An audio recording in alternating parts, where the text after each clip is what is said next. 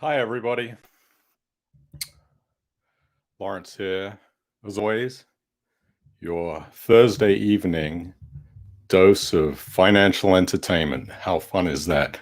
Somebody very close to me said, you need to smile more. You're too serious on the stream. So tonight, I'm going to make sure that I smile more to be less serious, because the world of finance is kind of a serious topic, and I do try to make it fun.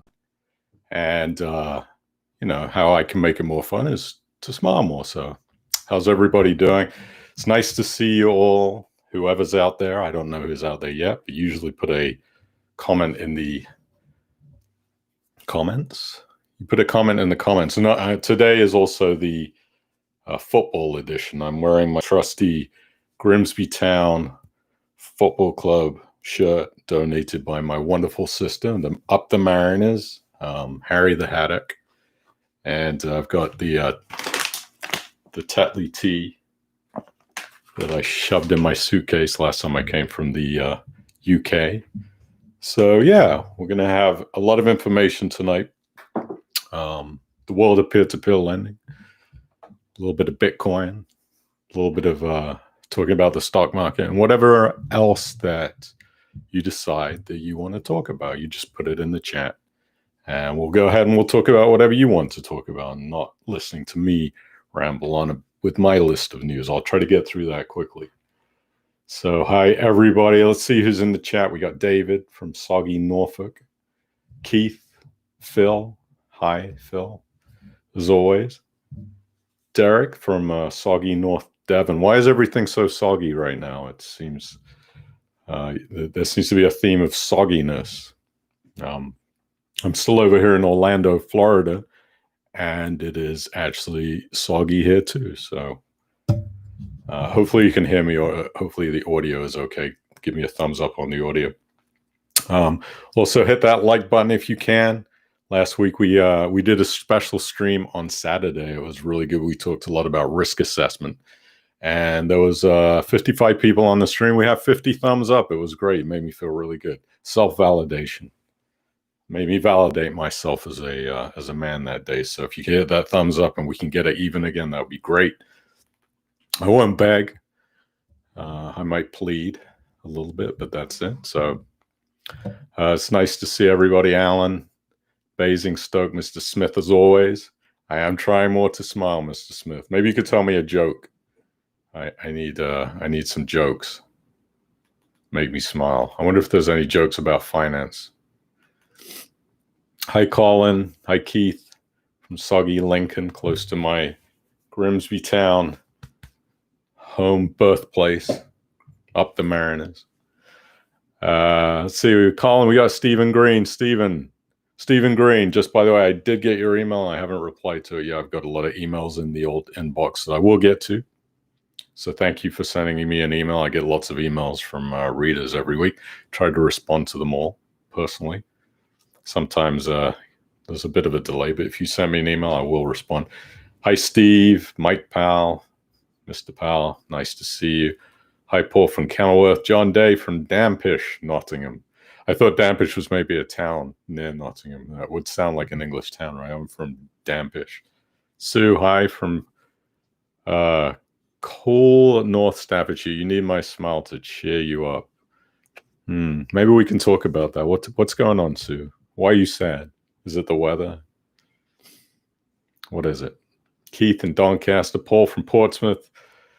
Colin says it's soggy because it's summer in the UK. And you know what? If it was warm and hot, everybody would be complaining. I've spent many a summer in England where everybody just complains about the weather because it gets too hot and there's no air conditioning. So, yeah. Hi, Saravana Subian. Nice to see you. Mr. Smith says COVID is a joke. I see what you did there. I asked for a joke and you said COVID is a joke. That was good. Arthur, hi. Hi, Mr. Ackerson. Did I pronounce that right, from Northern Ireland? And great that the video and sound is better. I've been getting some help on the quality of the video. I will be replacing the webcam at some point when I can actually find one, because believe it or not, they're one of the hardest things to find at the moment because everybody's working from home. Hi, Mark. How you doing today? Nice to see you, Mark. Thanks for joining us. And evening, Brian from Woburn. Still trying to figure out what 711 Honved means. And of course, Chica Boy's here as always. Nice to see you, Chica Boy. Thanks to everybody for joining the stream. It's kind of been a relatively quiet week in peer-to-peer. First of all, my friend who works at HSBC said, you should do a disclaimer every video so you don't get sued for misinformation. So disclaimer, don't listen to me. I have no idea what I'm talking about. This is just purely informational. No, that's a joke. What I give out is informational, opinion-based. It's for you to do research and make of it what you will. Take what you like and leave the rest. So there's my disclaimer. Hi, Derek in Connecticut. Nice to see you. So, yeah, we've had some interesting, particularly today, what I've noticed is the stock market appears to be going a little bit crazy. And, last week I was on, I said that I thought that the stock market had room to dive, and we're seeing, so the Dow minus 6% today, 6.3%, the FTSE down almost 4%. I expect tomorrow will probably be a down day if I had to take a guess, but I have a 50-50 chance of getting that one right. So yeah, as usual, my market timing has been completely terrible. I decided yesterday to buy some index trackers, and of course today the market is down 5.5% in the S&P, which just goes to show you that market timing is impossible.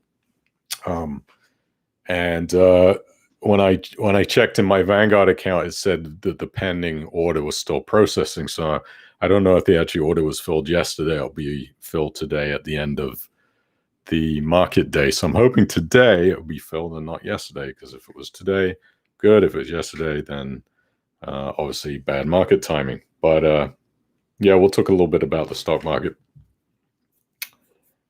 And so what do we got today? We've got some news about Funding Secure and the recovery. I know we've got a couple of people in here from the Funding Secure Action Group. By the way, if you haven't joined that and you are a Funding Secure investor, there is a wonderful Facebook group right there. That is for the Funding Secure Action Group that I would highly suggest that you join. There's lots of good information. Let's see what we've got. There's been some updates this week on the Funding Secure administration. One of my favorite updates this week was on some development land in the Wirral. And the land was valued at a whopping £1.8 million. The loan was for $900K. So advertised at 50% loan to value, and a whopping 150 grand was recovered, which is just wonderful, right? Funding Secure really knew what they were doing on that one. And the administrator is now considering that how can they go after the shortfall of, what are we looking at, 750,000 plus. Just another example of what a major cock-up Funding Secure made of property-backed lending. And how, if it's something you need to be aware of. I'm not saying that every company is doing that, because some companies are doing a better job than others, but it is one of the risks that comes along with property-backed lending. We had another recovery, farm building conversions, and the highest bidder was the second charge lien holder on the loan. What did they, a £950,000 sale, 56,000 in fees, 26,000 went to the administrator in fees, and 44,000 was a check that got written to Funding Secure. So they got nicely paid on that one, Funding Secure, while investors took a loss of about 21% of their capital. Investors got £822,000 out of a £950,000 sale. So investors lost 20% of what they invested, and so far no interest. And Funding Secure made out quite nicely on that one. They got themselves a nice little 44 grand payout due to their waterfall fee situation. And the other interesting one that came through Funding Secure, and I'm probably going to butcher this loan name, but it was Landudno Apartments, which they've recovered 1.165 million out of a 1.4 million pound loan, which is 83% of the capital. So not a terrible result for a recovery situation, but it would be nice to see 100% of capital received. The interesting thing was that when the loan was advertised on Funding Secure, and I'm going to give a smile after this one, it was valued at £3 million.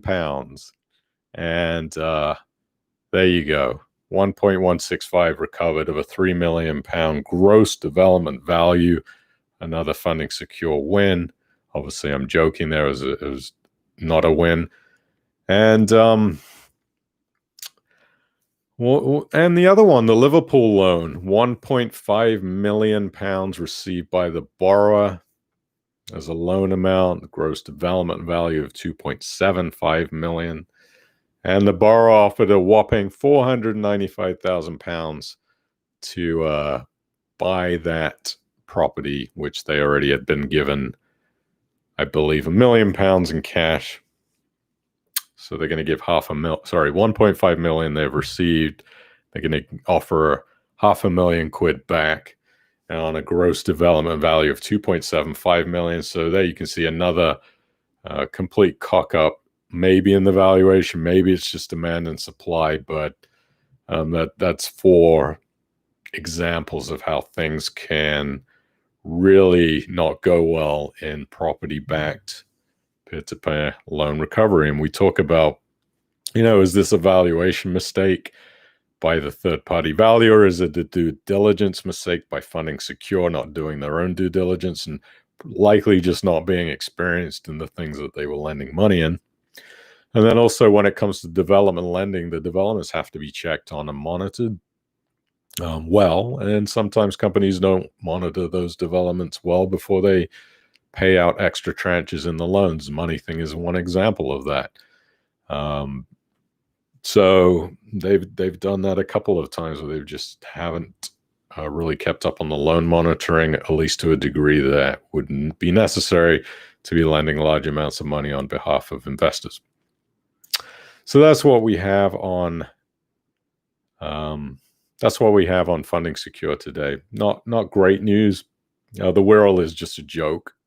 It wasn't one of the ones I put money in because I don't like raw land developments. I think that, there's a lot of speculation when it comes to land developments. It's very hard to value. So that's what we got there.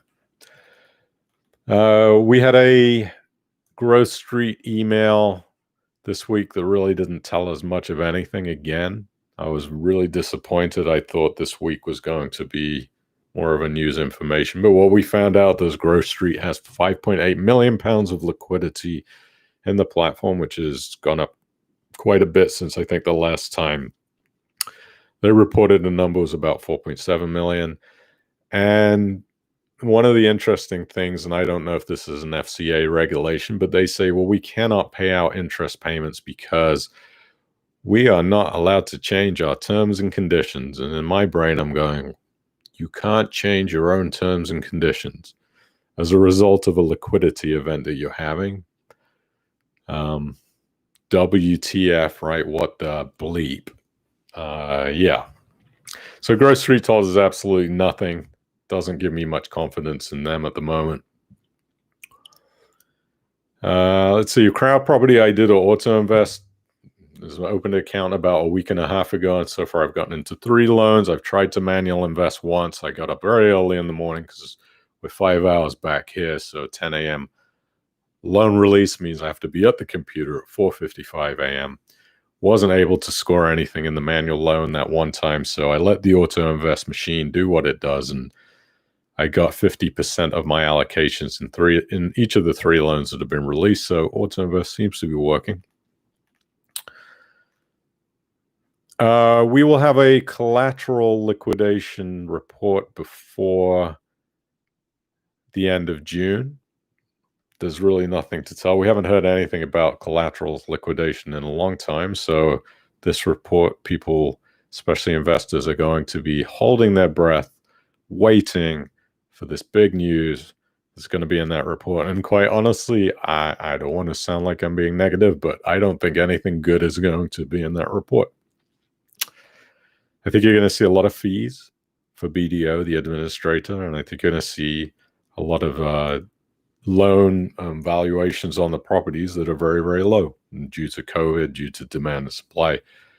And that's just going to be the way it is, but we'll see. I got an email this week from Ratesetter, for me being a Ratesetter affiliate. I got this headline email and it says, "We'll be returning to market soon.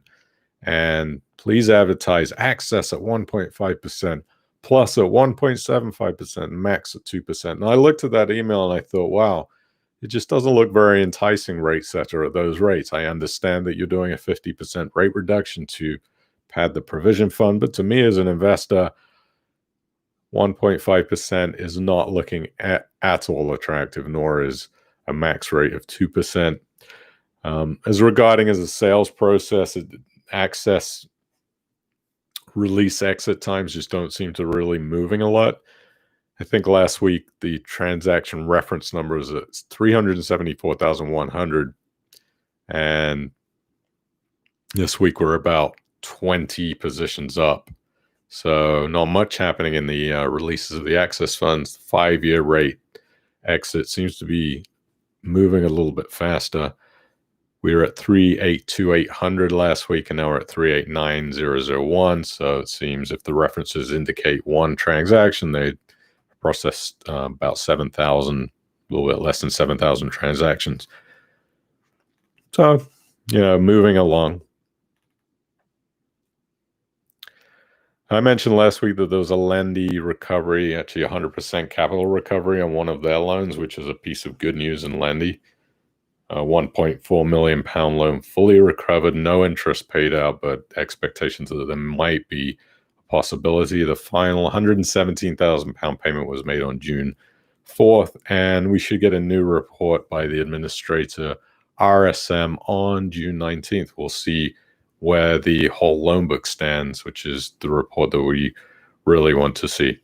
Assetz is going to be extending their 0.9% annual fee until an unknown ending date. Probably what's happening is they're trying to launch the CBILS loan program. Once they get that in position, I would imagine they'll reduce that rate down to 0, hopefully. 0.9% fee is about 0.075% a month. Loanpad still pretty much the same. They've been increasing their investor amount. Their average LTV, loan to value, is at 26%. 21 loans, 1 in default, 2 extended loans. Great liquidity, still less than 1 day. Average loan size on the platform is 396,000. So it varies a little bit, tends to fluctuate as loans come in and they get removed. The average loan size is adjusted, as is the average loan to value. So that's kind of the news report that I have this week. If you have any questions, pop them in the comments. One thing that I was thinking about this week, because I have been reading a lot also about, Lendy and Collateral and funding secure, and to be honest with you, I was feeling some guilt this week about placing funds within these company, and not only guilt, but also the things that I had written that were positive about these companies.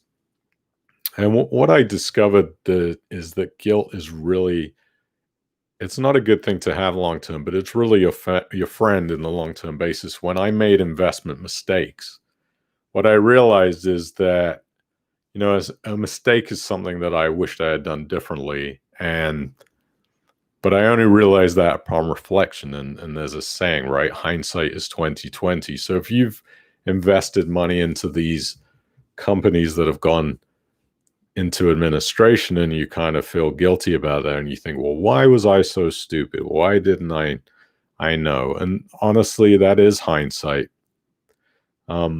We know now that different lending and investing options existed back then, but we didn't have the information, right? And if you think back and say, well, if I rewound the clock back to the time when I started investing in Lendy back in 2015, would I have done anything different? And the answer is no, I wouldn't, because I didn't know any information back then that would lead me to do anything different. And the company was promising certain things that I believed to be true. Same with Funding Secure. It was advertising competence.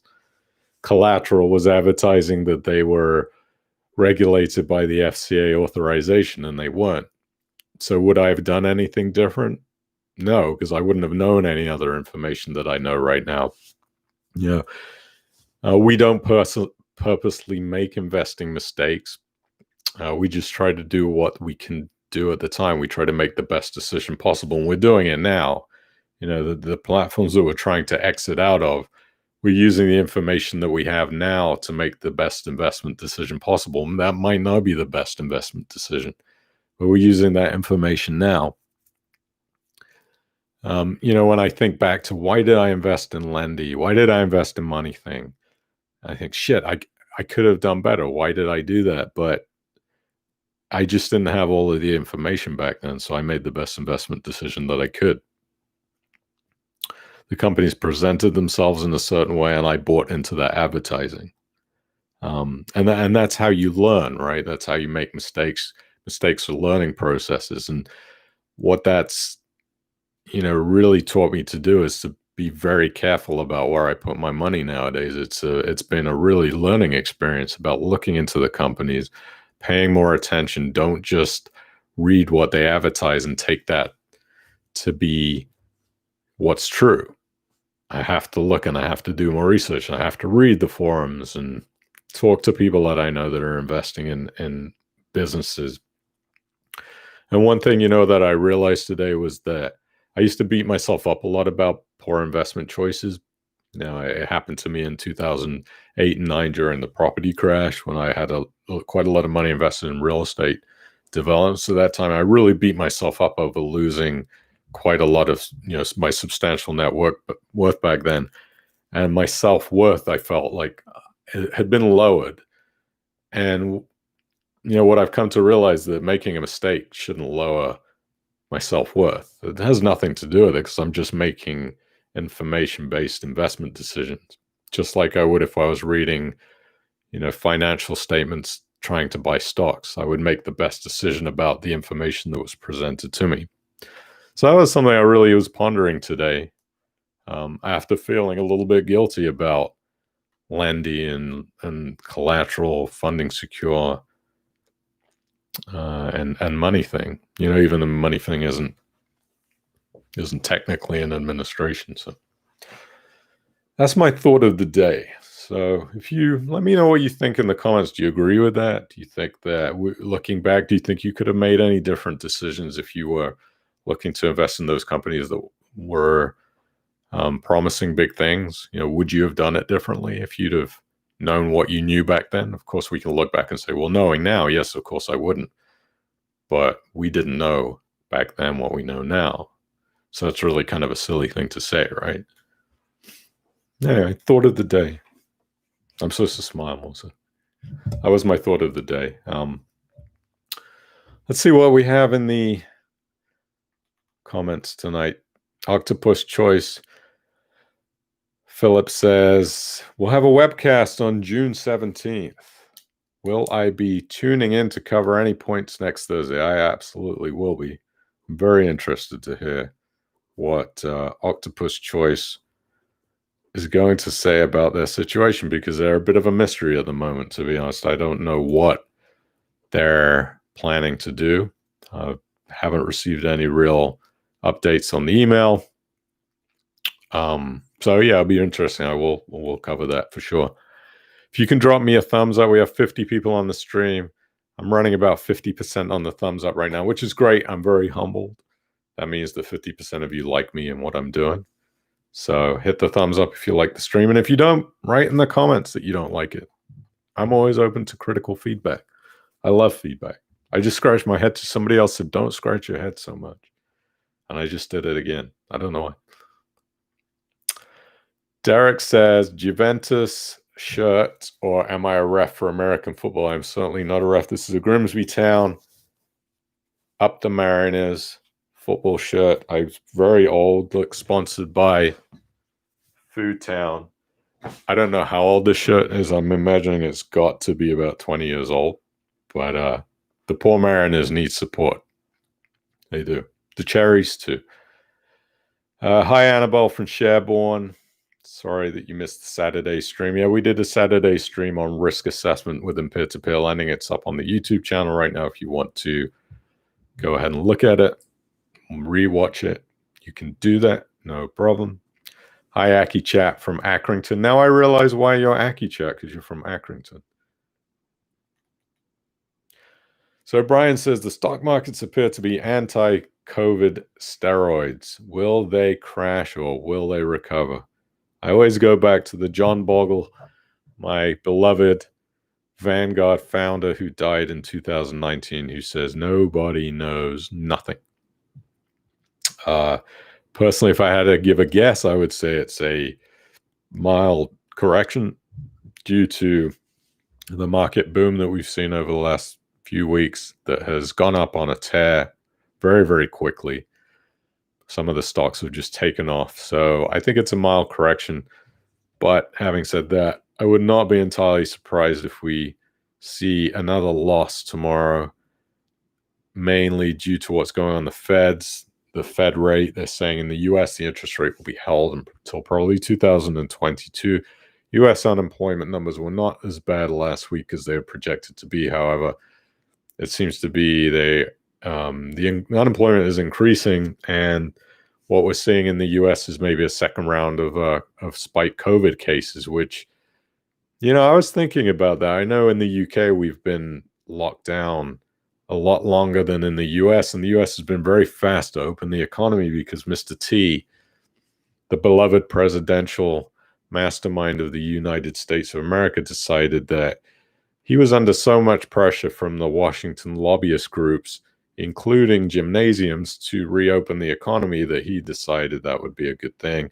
And behind closed doors, I think they were really pushing to get the economy opened as fast as possible. Problem is, COVID doesn't seem to have gone away. And now you're going to see probably a second wave. And people in the stock market, even though they look forward 6 months to a year, investors, they're probably seeing a likelihood that there could be another severe economic impact, downfall of a second wave of COVID cases, which would totally make a lot of sense. Whether or not the stock market movement down is temporary or not is hard to say. We've seen these huge drop in numbers before, and the Dow being all the way down to 18,000 points. Now we're down 6% today, 20, little bit north of 25,000 at the moment, which, by the way, does represent some good buying opportunities, I'd say. I'm a dip investor. If I see the market's dipping like this today, you're basically getting a 6% discount roughly on an index tracker that you didn't get yesterday. So that presents opportunity. It's whether you have the stomach and the emotional ability to buy in when you should be buying in, which is when the market's falling and not when it's going up. Now, the human brain wants to tell you buy when the market's going up because you want to ride that wave up. But the exact opposite is true. You really want to be buying when the market's going down so you can get that upswing on the back end. But a lot of people don't have the emotional ability, including myself sometimes. I purchased this week. When did I purchase? Thursdays. I think on Tuesday I bought some index trackers on the wrong side. But, again, planning for very long term, 10 to 15 year plan forward doesn't matter so much. So that's really what's going on in the stock market. Keith says, what's happening with Growth Street? Absolutely nothing, Keith. They don't know what information to give us at the moment, and all they're telling us is that they have increased liquidity of £5.8 million on the platform. They don't really say what that is. I don't know what that 5.8 million is, if that's repaid loans, if it's funding that they've gotten. They're not saying anything. So They say they're going to be having a board meeting soon, and they'll present information to us. I await that information with held breath because I've been holding my breath for the last month. And yeah. So Hi Smith says, Assetz Capital paid all my money and holding within days. Absolutely. And Mark, you're welcome again if you want to join the Funding Secure Action Group. Boom, there's the link. I highly recommend you join it. If you're an investor, if you're not an investor, you just want to see what's going on, you can do that too. Alan says, are you going to auto lend or take your chances with manual at Crowdproperty? I'm going to auto lend because I don't think that I will have very much success trying to manually get Crowdproperty's deals. And I really just don't like having to be at a computer at a certain time, smashing that keyboard, trying to pick up whatever I decide I want to pick up. I'll just take the auto lend. They seem to know what they're doing. They have good loan offerings. I'll take the auto lend. It will take me a while to get diversified, but oh well, so I'll lose a few pounds in interest or whatever that is. That's fine. Happy to do it for diversification reasons. I don't always trust myself about picking out manual loans anyways when it comes to property because valuations are so subjective, and I have manually invested before, gotten it right 52% of the time and gotten it wrong 48% of the time. It could have been the other way around. Maybe it was right 48%, wrong 52%. I'm not sure, but I'll just auto lend. It's easy, and I'm happy to do it. Brian says, beware the desktop valuations or tame RICS surveyors working hand in hand with peer-to-peer platforms in many cases. There are actually, Brian, some good RICS lenders. One of my best friends is a RICS lender, and he does a great job. And he's also worked with peer-to-peer companies before. And yeah, I think there's RICS surveyors that can get it right. But I think it's the peer-to-peer lending companies that need to get it right. They need to do their own due diligence and not take what the RICS valuation companies say to be absolutely 100% true. Derek says, possibly Grimsby Town. Used to watch and enjoy Matt Tees as a young lad. Yes, Matt Tees. And who was the other guy? They had a famous goalkeeper, but I was never really a big Grimsby Town fan when I was a kid. I used to take it for granted that I actually lived in Grimsby, and I was a bit embarrassed because Grimsby wasn't exactly one of those places you'd say, wow, I wish I lived in Grimsby. So I used to sort of keep it a little bit quiet. Hi, Stephen. Late this week. Hi from rainy Nottingham. Stephen, if you have any questions, anything you want to know, pop it in the chat. I will happy to recap for you because we've sort of been through the news this week. Hopefully the stream will be under an hour this week, so please hit that thumbs up button too. Chicka Boy, some of the people who ran Funding Secure should be in prison for fraud. This would send out a strong message to others. Yeah, maybe. Maybe they made mistakes. Maybe they did what they knew to be right at the time that they did it, you know? Goes back to investing mistakes, right? Maybe they weren't experienced in what they did. Maybe they made the best decisions they could. And I don't think putting people in prison really helps us as investors. I think what we need to do is possibly take legal action against, the amount of money that they've received back is what I'm mostly upset about. That they're getting at these chunks of payment monies prior to investors getting paid. And I think that's really wrong. I do. I think that's wrong. I don't care what the terms and conditions said. I know that legally it's going to go off what the terms and conditions say of the company wind up, but, could the FCA step in and say, well, let's not abide by that. Let's go off doing what's right by investors, which would be to pay them back first. Of course, I want to be paid back first because I'm an investor, but I don't know, and prison is kind of a waste of society in some cases. I was watching this television program about prison in America. There's an interesting TV show called 60 Days In. It's about volunteers that volunteer themselves to go to prison for 60 days. And it showed what people actually do in prison, and it's embarrassing. I mean, they just sit around and do nothing all day long. And the taxpayers have to pay for that. So would really putting Nigel Hackett or the other execs of Funding Secure in prison really make any difference? I don't know. Probably not. Yes, it might send a message, but sometimes prison isn't enough of a deterrent. Thank you, Chica Boy and Aki Chat, for the thumbs up. Appreciate it. Let's see. Keith says assets are accepting new money, but the queues to get money out is months. Yeah, I think you'll see that change in the not too distant future. I think you'll see the queues become less. So once the CBILS happens, and then they have this new secondary market for access loans, I'm not really worried about Assetz Capital. I'm not being so quick to want to pull money out, either to have it sat in a bank account at 0.1%. I mean, I'll take my risk with assets. Steven says, any thoughts on new peer-to-peer leap lending? No, I don't. And whether it's new, if it's newly launched, I'm definitely not diving headfirst into a newly launched peer-to-peer company at the moment. That's just me. I want to see that a company's been in business for a while. I don't think launching during a COVID situation to launch a peer-to-peer company is the best thing in the world.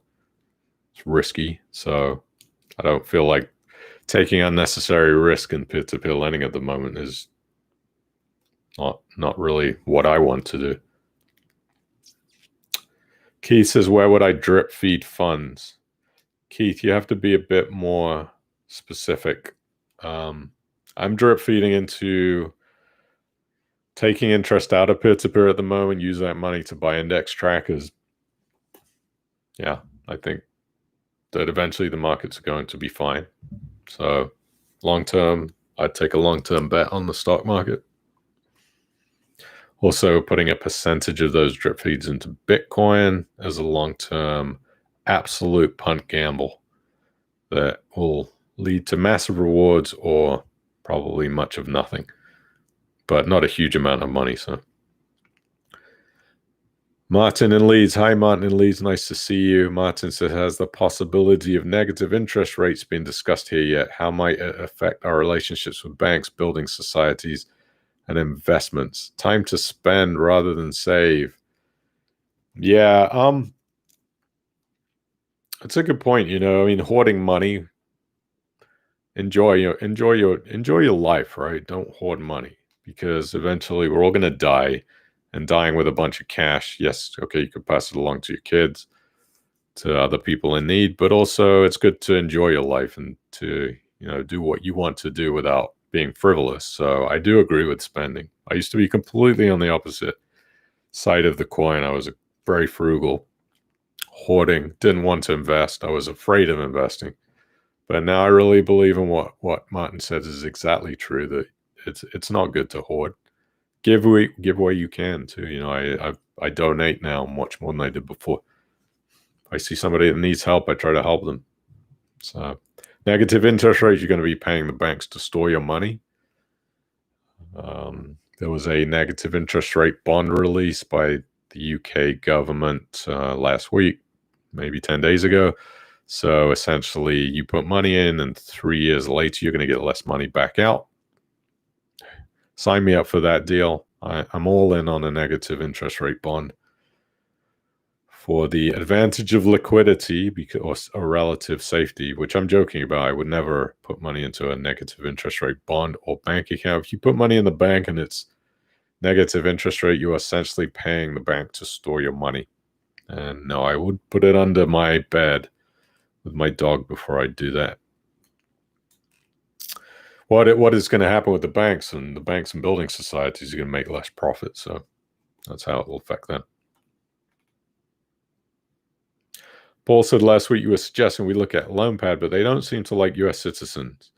I have dual citizenship, so couldn't check the box confirming I was a US citizen and I couldn't sign up.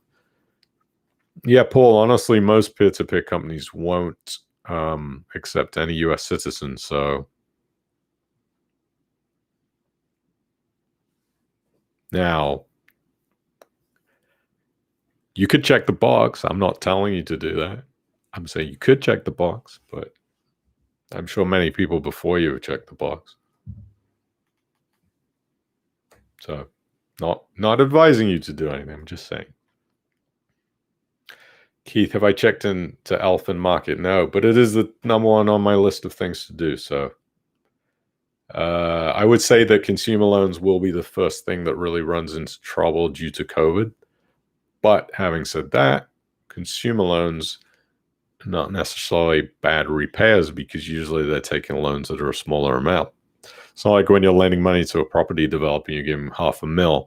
Now he has a severe chunk of interest that he has to pay back every month. Somebody who's borrowing $1,000 on a credit card at a fair interest rate doesn't have to repay that much, right? So maybe Elfin isn't a bad place to look. It depends on how big the loans are that they're giving out. I'm very, very wary of anything very large in consumer lending. Smaller amounts, things like, Unbolted are doing smaller pawn-style loan payment lending. So you're not taking that much risk, right? When you're lending 2,000, 3,000, 4,000, when you're lending 50 or 100, £1 million, then the risk becomes much higher. So I will take a look at Elfin. It seems interesting to me. I like the idea of kind of a credit card that runs off peer-to-peer. Again, it's whether they can make money off of that business model, whether they can turn a profit eventually, whether it makes sense. Yes, Chica Boy, spread your money around, diversify, very, very important. Derek said a lot of investors bought into the Assetz Capital black box accounts, seemed to be the bee's knees at the time. I don't think they're bad. I think Assetz Capital is a decent company. So just because you can't exit right now, doesn't necessarily make the product bad. They were never,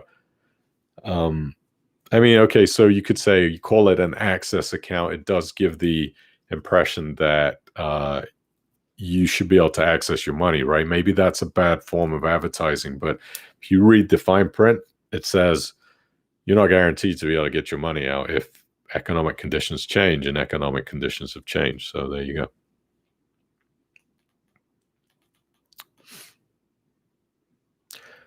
Hey, Highsmith says he wish he'd bought Bitcoin when it came out at a fraction of a pound. Yeah, 33 cents at one time. You'd be a multi-millionaire now.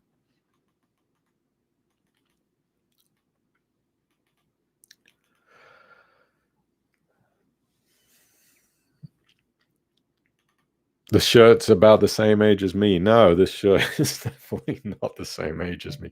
But thank you. That was very kind. Steven says, we all learn by our mistakes. We personally have a more considered attitude to risk and go for a bit less risk, no higher than 8%, Crowdproperty favorite.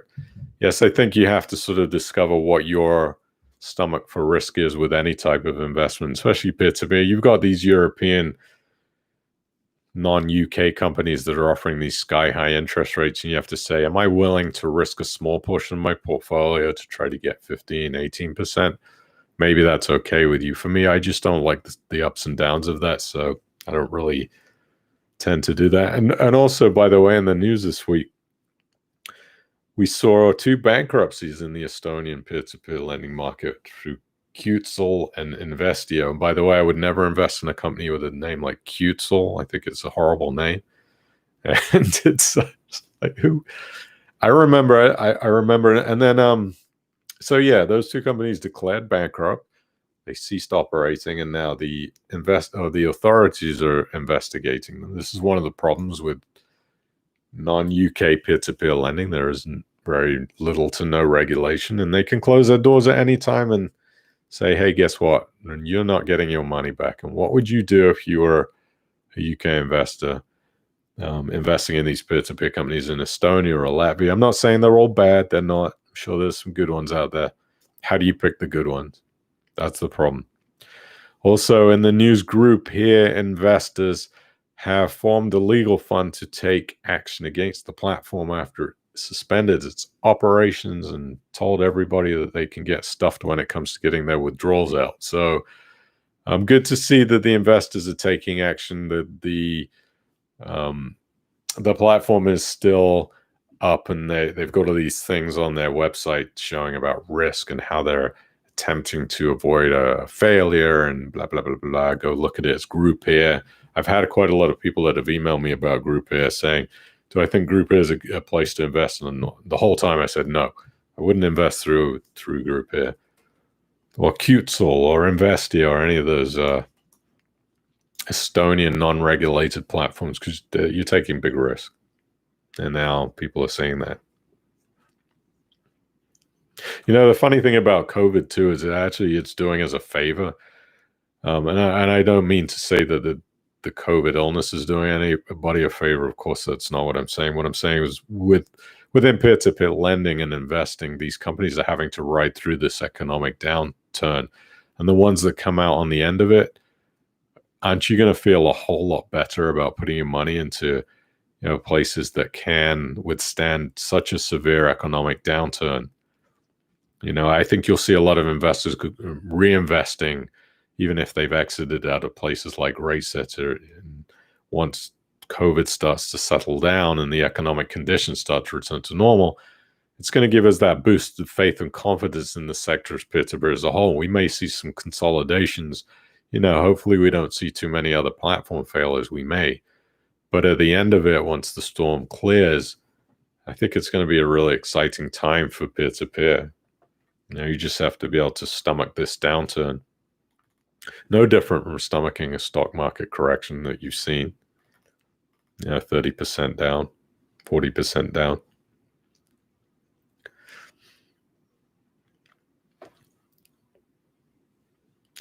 There's another an administration report on another mini bond failure, Blackmore. 534 km fees from the administrator so far. Another reason, stay away from mini bonds, in my opinion. I don't like them. London Capital and Finance, folded. Massive amount of money. Blackmore, there's been others. Not a big fan.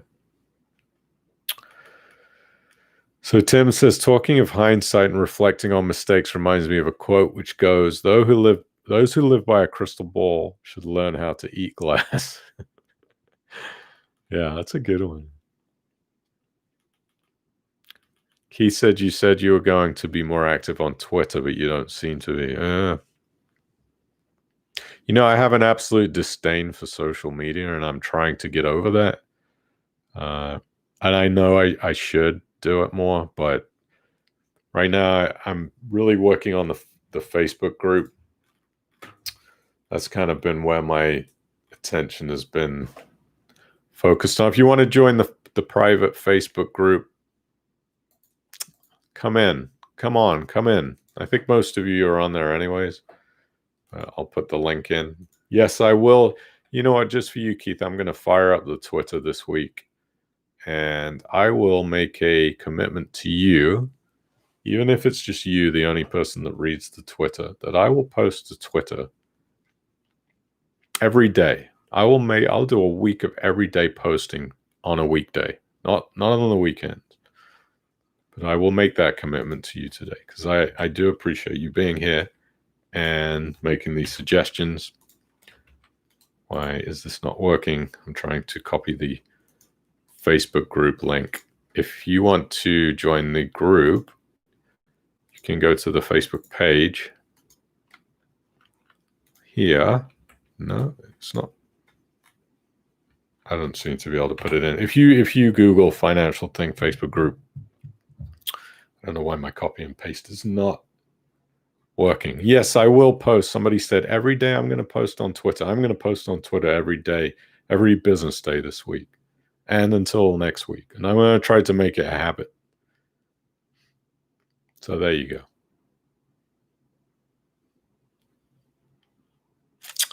Mike Powell says, Leap, aren't they the same as Kuetzal reincarnated? Same as on FCA register? I don't know. I hadn't really looked at Leap. But if they are the same as Kuetzal, I'm probably going to stay well away. Philip said 1995 to 96 with Food Town sponsor. Oh my God. So this shirt is 25 years old. 25 years old, Grimsby Town football shirt.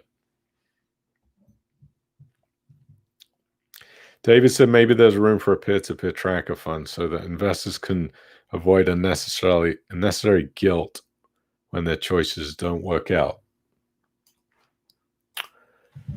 I think that that's actually not such a bad thing. There's the Facebook link group. Somebody just gave it to me. Thank you for that. One of my esteemed watchers. But yeah, peer-to-peer tracking fund. Now, there's been some companies that have tried to be aggregates of peer-to-peer lending. We've seen Orca try to do it.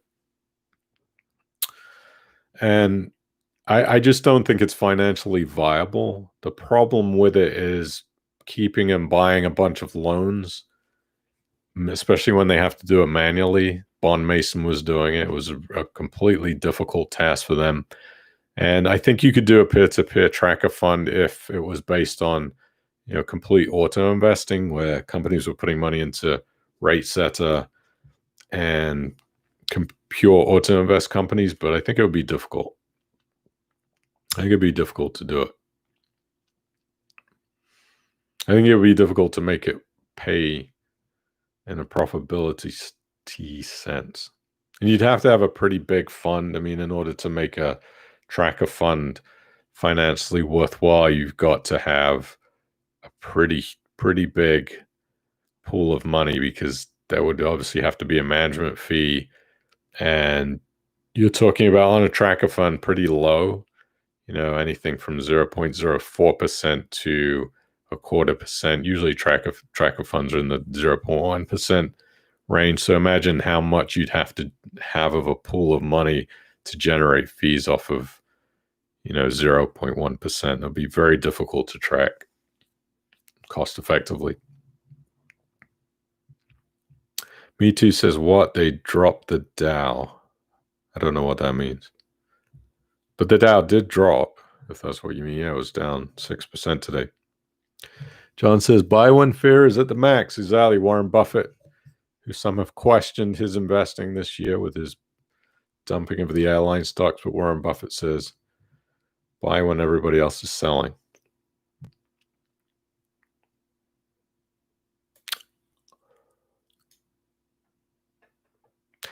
Alan says, Growth Street's freeze is due to expire next week, so they'll have to tell us something. Yeah, or they could just extend their freeze and tell us nothing, but we'll see.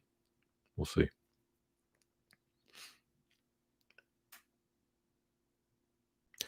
Steven says, would it be a good idea for peer-to-peer to show what percent their staff have in loans? I don't know. Would that make any difference to you? I'm all about transparency. I think the more transparency a peer-to-peer lending company gives, the better, for sure. That's why I want to see spreads, and I know that this is an FCA change now where spreads, what the borrower is paying in interest rates, will have to be shown, which I'm really thankful for. I wouldn't mind seeing, I don't know about that, showing the percentage of staff having their loans. I think it would be a good thing for the directors, maybe what the company has in total inside their own loans as far as skin in the game. I'd love to see that. Steven says, has any peer-to-peer sued for money on the valuation? Surveyor's insurance on valuation. I don't know the answer to that question. I'm really not sure. I know there's been talk of that happening, but I don't know if it's happened yet. L. Taylor says, terrific session. Thank you, Mr. Taylor. Appreciate that. What do you think about Assetz Capital slashing their commissions down to 3 to 4% for access accounts? Will that be the range for months to come? By commissions, I'm imagining that you are talking about interest rate returns. And what do I think about it? I think Assetz is doing what they can to deliver a target return that's feasible. I think if they're advertising 4.5% and they can only end up doing 3.5%, that people are going to be upset. And I think that's a way to keep everybody sort of relatively happy by having a realistic target that they know they should be able to meet. I prefer to have over-deliverant and under-promised than the other way. So I don't think it'll be for a long time, but it depends on the economy and what's happening with COVID. We'll see. I hope it won't be for, several months, but who knows? Roger says, have I looked at Assetz Exchange? If so, what's your opinion? Yes, I did look at Assetz Exchange, and, I have a mixed opinion. While I do like Assetz Capital, what I haven't seen work is that type of investment vehicle of owning shares in properties and buy-to-lets. And Property Moose tried it, couldn't succeed. We saw the house crowd turn more into development lending because I don't think that their business model of shares on buy-to-lets was really doing great. So I would say with Assetz Exchange, because I like the company, I would give it a higher nod than if it was with another company trying to do the same thing. We've also seen British Pearl fail in that respect. So as far as what I invest in it myself, likely not. I don't prefer that type of investment method. So, but time will tell. Annabelle says, how do you manage to change your bent from hoarding to spending? Any tips? I'm a paranoid saver, have been all my life. I'm worried I'm not enjoying it enough. Well, look, I think this is going to sound really morbid, but think about if you were lying there dead right now and looking back at your life, would you be happy about the things that you've done and the experiences that you've had? And I was always of the mindset that, and this is one of the reasons I started Financial Thing, was I wanted to be able to work remotely because I wanted to be able to experience life more and travel. And money comes and goes.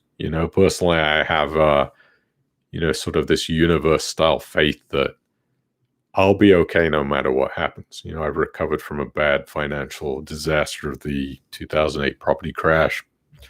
And I'm still here breathing, and I have a roof over my head. And do I have everything that I need today? Yes. And I think there's a real balance between, spending frivolously and enjoying a life, because we are not getting out of this life alive, none of us. And, do you want to look back at your life and say, wow, these things and experiences I've had have been amazing? Do I have any regrets to the things? There are people that I've wanted to go visit in different countries that I've never done because I don't want to spend £1,500 on a plane ticket. When you have £500,000 in the bank, some things you just have to look at. Can I afford to do it? And is it reasonable?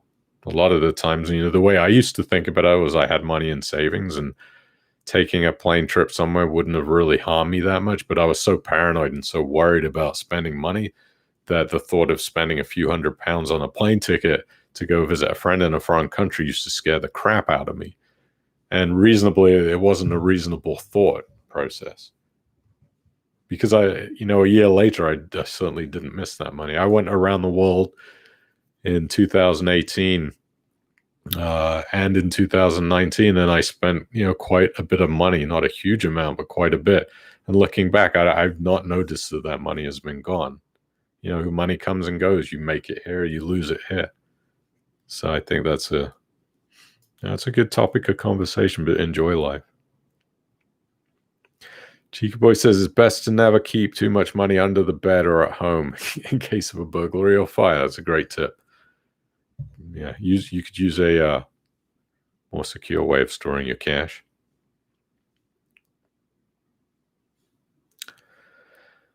John says, thinking of Lendinvest, any views in respect to the platform and current buy-to-let property market? Yeah, one of the things I wanted to clarify about Lendinvest is, Mark told me this week.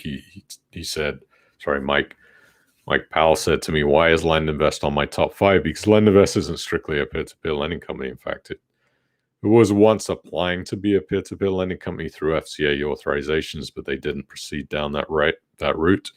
And that is an AIF fund, an alternative investment fund, somewhat unregulated. So strictly not peer-to-peer, and I have noted that on my top 5. I do like LendInvest. I think they're a solid company, and I think the platform is doing well. What I like about LendInvest is they are funded by a much larger company, which is their sister company, so they have the funds to, ride out any potential problems and downturns in the economy. So yeah, I like LendInvest. As far as buy-to-lets go, I mean, look, people need a place to live. England has a massive deficit in affordable housing, and it's always going to be that way. And buy-to-lets are going to be okay, especially, long term, yes.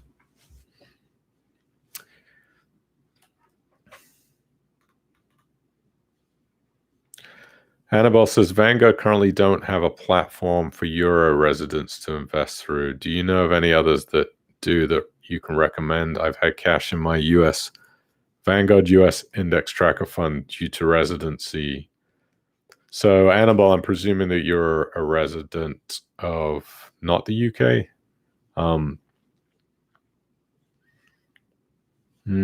mean, I think you could probably use iWeb, which is Halifax's one that I used to use.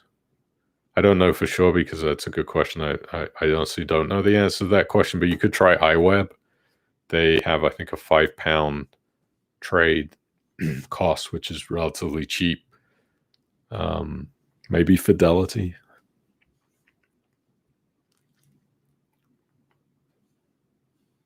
I mean, I think though, if you have a UK bank account, surely you can invest through any of the UK platforms, but maybe I'm wrong about that.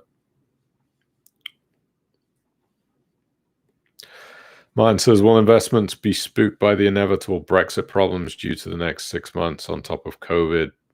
Any thoughts or good news? I think that sort of Brexit has been overshadowed by COVID. And I mean, if you look at what the markets have done over the last 4 weeks, you'd think, no, nothing has really spooked the markets yet. But I think a second wave of COVID toppled with Brexit could definitely spook the markets. But the one thing you have to know about the stock markets is they're very disconnected from what's going on in the economy. Traders don't always care about what's necessarily happening. They're looking more long-term, and some of them are looking very short-term. So you're seeing these strange disconnects. And then think about this, right, Martin? Where else are you going to put your money? How long are you going to put the money in the bank for? At 0.1%. I go back to my old friend Tina. There is no alternative. There's very few places you can put your money. So equities, money will continue to be poured into the stock market throughout, no matter what goes on, unless there's some new investment vehicle that somebody magically conjures up. I don't know where else anybody's going to go. I mean, buy-to-lets are not necessarily a good investment anymore due to the extra fees that you have to pay to the lovely government. I know I did it for a family member. We bought a buy-to-let. It was about $250K, and we had to pay about $8,000 in extra stamp duty and tax. So where else are you going to put your money? You put it in the stock market, and I think that the markets will be driven by nowhere else to go. Gold isn't looking like a great investment. You certainly wouldn't want to put your life savings into Bitcoin, or and bonds are going to return pretty poor results for the next at least 2 years because of interest rates are going to be just flat, low.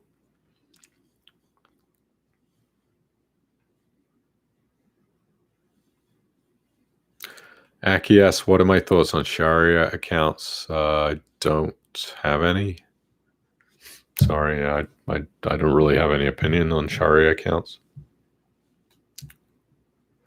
Does Property Crowd allow you to sell your loans to exit early, Keith? No, that's one of the downsides of Property Crowd. There is no Sorry, Property Crowd. Not. I always get confused between Crowdproperty and Property Crowd. If my memory serves me right, Property Crowd has no secondary market, but they will try to help you sell loans if you need to get out, but there's no guarantee. Crowdproperty does not have a secondary market either.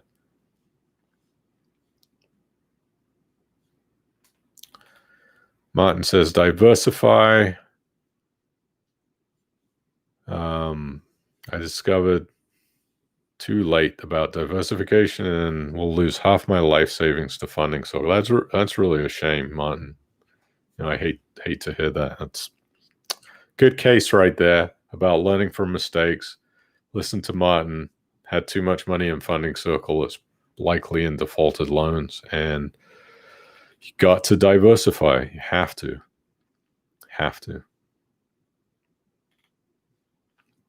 Chica Boy's got 12K in Funding Secure. Yeah, Funding Secure are paying some bits and pieces back, but how much of it is going to come back, we still don't know.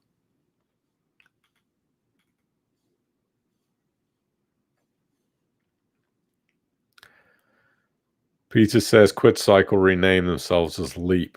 Yeah, I always wonder, why would they do that? What's the thinking behind that? Maybe there's nothing wrong with it, but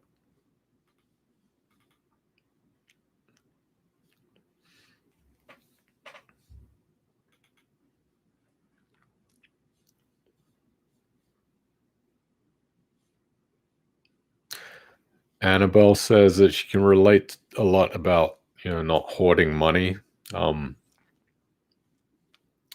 Yeah, COVID's been a really good lesson for a lot of people that have not got their finances in order, especially, there's numbers. I think the UK tends to be more of a saving society than the US. When I was in the UK as a child, I always remember my dad telling me, just save, just save, just save. And, if you save £20 a week when you're 20 years old, within the time you get to 60 years old, you invest it, you could be well over £1.5 million if you could figure out a way to get 14% on your money. Even if you got much less, you'd be pretty happy. So the UK is definitely a saving society. US not so much. But the thing about COVID is it's made people really look at their finances and say, do I have enough cash to support an emergency? And I've always said, you've got to have 6 months. It used to be 3 months, but I would say due to COVID now, more conservative are like 6 months to 12 months of your total living expenses in cash in a savings account, just in case. And I think that's going to be good for people to really understand and learn that they need to have that, because you never know what's going to happen. You never know if you're going to lose a job or if your business is going to drop its income by 60% or more.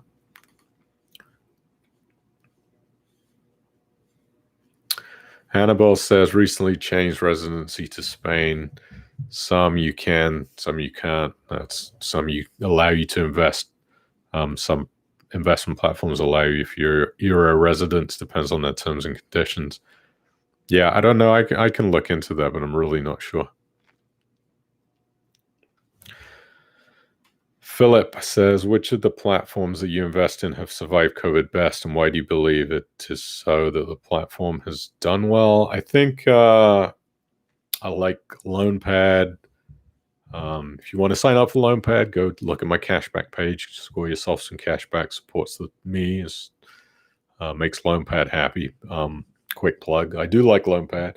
I think that the reason why I like Loanpad so much is their loans make a lot of sense. They're a first position over their borrower, Hanth, and Hanth has a lot of skin in the game. So their business model is set up well to handle difficult times because of their, average loan to value right now is 26%. The lower loan to value you can get on correct valuations, and let me reemphasize correct valuations, because if you have a loan to value of 25% and the valuation is completely cocked up, it doesn't really matter what that loan to value is. Loanpad's loan to value is extremely sensible. They keep that loan smaller, average loan size of $396,000. So I think they're well equipped to handle COVID. But I will say that as a disclaimer, every peer-to-peer company is prone to failure, as is any investment company. You've seen it in mini bonds. You've seen it in, Neil Woodford's fund. You manage unit trust. Anything could fail. Hertz Rental Car went out of business. Bon Marché bankrupt. Yeah. So I would say Loanpad's positioned well. I think Assetz is positioned well. I think Unbolted is positioned well. I think Cufflink is positioned well. Anything on my top 5, I'm relatively happy to stay invested. Ratesetter, I think, will be okay.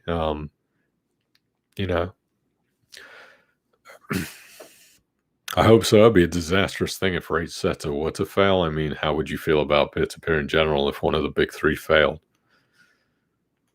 Funding Circle I don't love, but I think they're too big to fail. So yeah, you're welcome, Derek. Glad you enjoyed. John Day says Sharia rates approximately plus 2%. Most operations offline. BLME okay. Alran slowish. Yeah, I don't know. Doesn't really interest me. Doesn't interest me all that much. I mean, it's just like some of the rates are so low that it just doesn't. I had some money sat in a Barclays account that was getting nothing, and then there was Newcastle offering 0.1%, and it's just such a waste of time, right? To get 0.1%. Sure, it's better than nothing, but some things are I just am too lazy to want to move money into them to get a little bit of higher interest. Yeah, if it's 0.5%, okay, maybe I'll get out of bed to do it. But yeah. So anyway, that's what we have today. I'm going to be doing a Saturday stream this week. I've decided that this week I'm going to do a Saturday evening stream. We're going to do it at, I think, 7 or 7:30. I haven't quite decided yet, but here's a link to the stream if you want to bookmark it. It's going to be, we're going to look at Bitcoin, sort of demystify what the hell Bitcoin is and why you might want to take a look at investing in Bitcoin. And how do you do it? Because a lot of people don't understand how to do it. And I tell you what, I've been really enjoying Bitcoin recently. And I used to be such a naysayer of Bitcoin. I thought it was the biggest crock of just poo-poo ever, until I really started to research it and understand what the hell it was and why it is what it is, and how do you buy it and how do you use it. And I just love the fact that it's so easy to move Bitcoin. It's instantaneous and it's free to send money to people anywhere in the world. And it's volatile and it's young and it's interesting and it has a ton of uses. And, do I know what the future of Bitcoin is? I do not, but I think it's a very, very interesting topic of conversation. So I'm going to talk about that on Saturday evening. Come join me for the stream. And yeah. Derek says Tommy Coyne could have been the Grimsby goalkeeper. It definitely wasn't Bruce Grobbelaar, right? But yeah. Keith says, can you suggest an instant access peer-to-peer account? There is none, Keith. There is no such thing as an instant access. There are some accounts that are offering very, very good liquidity right now in times of difficulty, which is Loanpad. I don't know necessarily of any other ones that I would say would be considered. None of them are instant access. Let me just say that's a disclaimer. Loanpad just has an access account that seems to be working right now when the other ones are not being accessed. So, yeah. So that's it. No more questions, Your Honor. Hopefully the stream was a little bit more fun this week, and I tried to smile more and be more relaxed and be a little bit more charismatic, because I feel sometimes I'm a little bit sort of monotoned, and I was tired last week. Somebody said to me, "You look tired." I was tired. It's a long time to talk, right? I've always listened to people on the radio who do these one-person radio shows, and I wonder, how do you do it? How do you keep talking? How do you talk about nothing? How do you keep talking on your own for an hour? And it's quite tiring. So, yeah. Anyway, yes, being more fun is good. See you, everybody. Please hit the subscribe button on the YouTube channel. I'm at about 506 right now. My goal is to get to 1,000 by the end of the year, 1,000 subscribers. So please tell your friends and family and join the Facebook group and go to the website, financialthing.com. Send me an email. Tell me I'm doing a bad job or a good job. Give me critical feedback. I'm happy to get it. And don't invest in funding circle shares. And diversify your peer-to-peer funds. Don't have any money in too much in one company. Learn lessons. And God bless everybody. It's nice to see you. And I will see you on Saturday evening. If you are a member of the email list or the Facebook group, I'll post the time. You'll get an email, or you can go to the YouTube channel and you can see the stream times. Thank you very much. Mark Mason, thank you for all that you do. And we'll see you on Saturday, if not next Thursday. Enjoy the weekend. Be safe and healthy and prosperous. Take care.